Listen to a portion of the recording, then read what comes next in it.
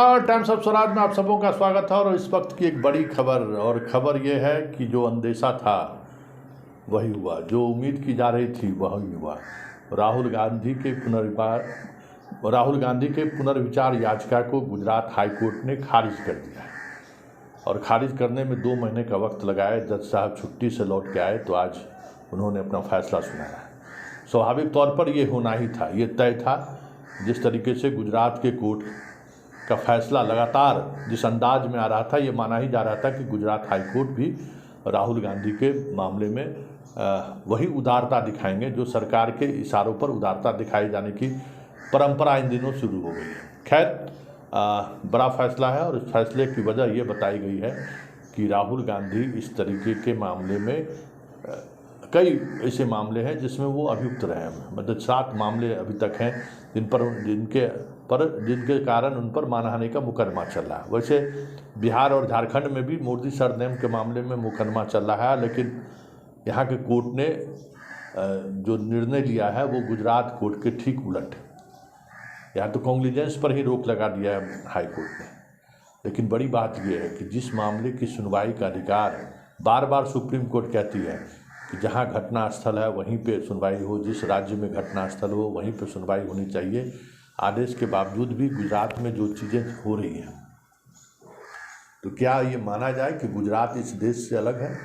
या फिर गुजरात जिस तरीके से काम कर रही है, आने वाले समय में गुजरात को लेकर पूरे देश का नज़रिया एक अलग होगा? कई ऐसी चीज़ें हैं, क्योंकि उसी गुजरात के कोर्ट में इसी तरह के मामले में तेजस्वी की भी सुनवाई हो रही है। और जब राहुल गए तब तेजस्वी भी जाएंगे, ये साफ दिख रहा है। ये भी जो मामला मोदी सरनेम का है, कुछ इसी तरीके से गुजराती को लेकर उन्होंने भी कुछ बोला था, तेजस्वी ने भी, उस मामले में भी सुनवाई हो रही है। लेकिन सबसे इतर जो बड़ा सवाल है कि ये जुडिशियरी का जो ये चेहरा सामने आ रहा है, जिस तरीके से एक चुनी हुई व्यक्ति को जिस आधार पे मैक्सिमम सज़ा सुनाई गई है, तो ऐसे में सवाल उठना लाजमी है। लेकिन राहुल के लिए अब ये पद और सांसदी क्या कोई मतलब रखता है क्या?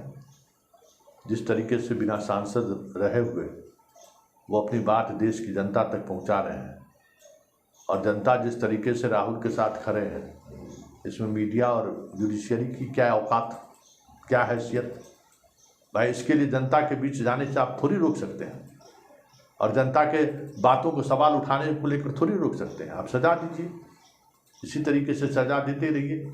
जो व्यक्ति काम करने वाला आदमी है या जिस तरीके से वो काम कर रहा है, काम करता रहेगा।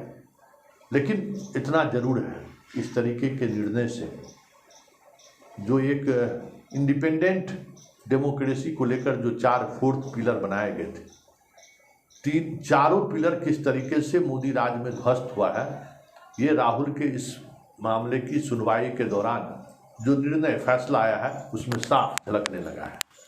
अब इसका असर भारतीय जुडिशियरी व्यवस्था पर क्या पड़ेगा, ये तो आने वाला वक्त बताएगा। क्योंकि अगर सब कुछ सरकार ही तय करेगी, सरकार के इशारे पर ही चीज़ें अगर चलेंगी, तब तो फिर जब सत्ता बदलेगा तो बहुत कुछ बदलेगा। ये बातें तो काफ़ी अब गंभीर बातें हो गई ना, कि सत्ता के इशारों पर ही अगर सब कुछ होने लगे। क्योंकि ये सत्ता के इशारों पर ऐसा निर्णय हुआ है, ये सरेआम लोग कह रहे हैं कि कोई मामला ऐसा नहीं था जिस मामले में इतनी बड़ी सज़ा देने की राहुल की जरूरत थी। कोई इतना बड़ा मसला नहीं था, और फिर भी राहुल को सज़ा दी गई है। चलिए देखिए आगे आगे होता है क्या, लेकिन इतना तय है, इस तरीके के जुडिशियरी के अप्रोच से आने वाले समय में भारत जो एक स्वस्थ डेमोक्रेसी की तरफ बढ़ रहा था, वो पूरी तरह से ध्वस्त हो जाए तो कोई बड़ी बात नहीं।